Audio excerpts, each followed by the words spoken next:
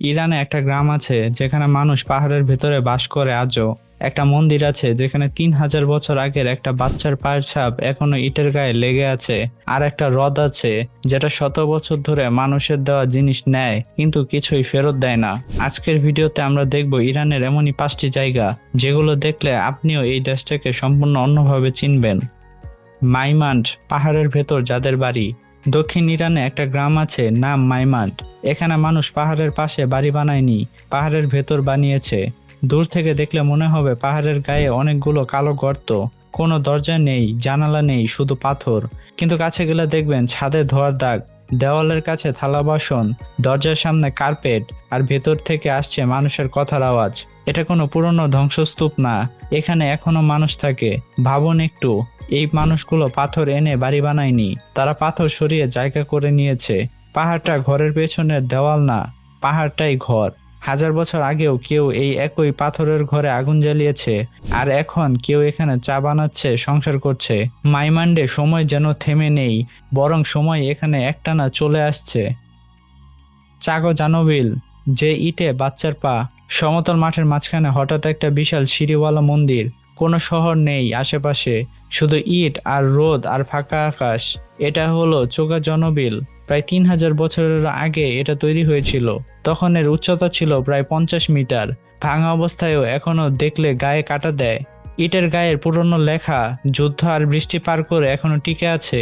কিন্তু সবচেয়ে বড় চিহ্ন রাজার না, এখানে একটা ইট আছে যার গায়ে ছোট্ট পায়ের ছাপ, একটা বাচ্চার পায়ের ছাপ। কাদা শুকোনোর আগেই পা পড়ে গিয়েছিল, তারপর সেই ইট মন্দিরের দেওয়াল হয়ে গিয়েছে, আর সেই ছাপ রয়ে গেছে 3000 বছর ধরে।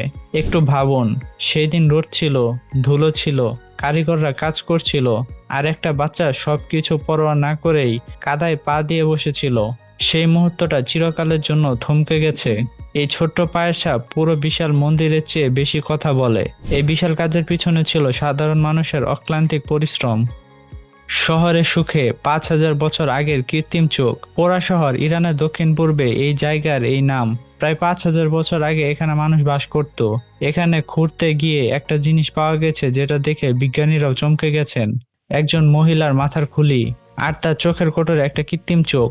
এটা কবরের কোনো সাজসজ্জা না, এটা সে জীবিত থাকতে পড়তো। হালকা জিনিস দিয়ে তৈরি, ওপরে সোনার পাতলা আবরণ, আসল চোখের মতো দেখাচ্ছিল।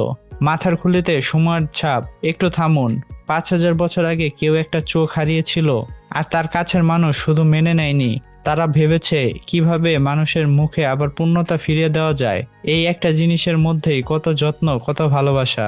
এটা দেখলে বুঝবেন, আমরা 5000 বছর আগে মানুষকে আদিম বলি, কিন্তু তারা আমাদের মতোই অনুভব করত।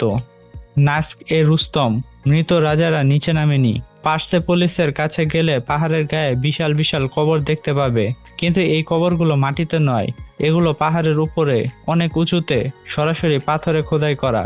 এটা হলো নাক্স এ রুস্তম। এখানে দারিউস প্রথম সহ আরো অনেক পুরনো রাজার কবর আছে। 1000 বছর আগে তৈরি, কিন্তু এখনো দেখলে গায়ে কাটা দেয়। প্রশ্ন হলো, এত উঁচুতে এত নিখুঁতভাবে কাজ করলো কিভাবে? পাহাড় খাড়া, কিন্তু কাজ একদম মসৃণ, সোজা, নির্ভুল। শ্রমিকরা পরিশ্রমের মাধ্যমে এটি তৈরি করেছে। হয়তো এটাই সত্যি, কিন্তু সামনে গিয়ে উপরের দিকে তাকালে মাথা মানতে চায় না। আর সবচেয়ে বড় কথা হলো, এই কবরগুলো মাটিতে নেই, এগুলো উপর থেকে তোমার দিকে তাকিয়ে আছে। মৃত রাজারা 1000 বছর পরেও তোমার সাথে একই মাটিতে থাকতে রাজি হননি। এই কথাটা বুঝতে কোনো বইয়ের দরকার হয় না। তখ্ত এ সোলাইমান, যে হ্রদ কিছুই ফেরায় না।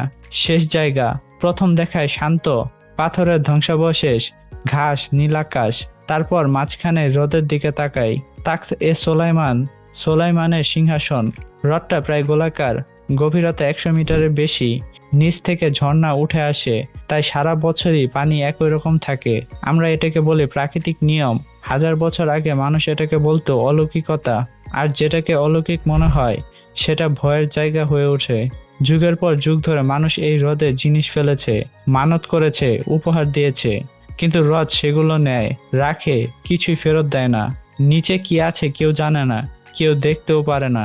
তার আশেপাশে আছে একটা পাহাড়, ভেতরে ফাঁকা, বাইরে থেকে দেখলে সাধারণ, কাছে গেলে বোঝা যায় ভেতরে বিশাল একটা গর্ত। স্থানীয় মানুষরা বলেন এখানে সুলাইমান নবী জিনদের বন্দি করে রেখেছিলেন। গল্পটা মিথ হতে পারে, কিন্তু যখন দেখবেন একপাশে হ্রদ যে নেয় আর ফেরায় না, অন্য পাশে ভেতরে ফাঁপা পাহাড়, তখন মনে হবে এই গল্পটা হওয়াই স্বাভাবিক। এই 5টা জায়গার মধ্যে একটা মিল ছিল, এগুলো শুধু পুরানো না, এগুলার কিছু অনুভূতি রয়েছে। পাহাড়ের ভেতরের ঘর, ইটের বাচ্চার পায়ের ছাপ, 5,000 বছর আগের কৃত্রিম চোখ, উঁচু ঝুলন্ত রাজার কবর, আর একটা হ্রদ যে কিছুই ফেরায় না। ইরান এগুলো চুপচাপ দেখিয়ে যায়, কোনো বাড়তি নাটক নেই, শুধু একটাই কথা মনে করিয়ে দেয়, অতীত মরে যায়নি, সে এখনো দাঁড়িয়ে আছে।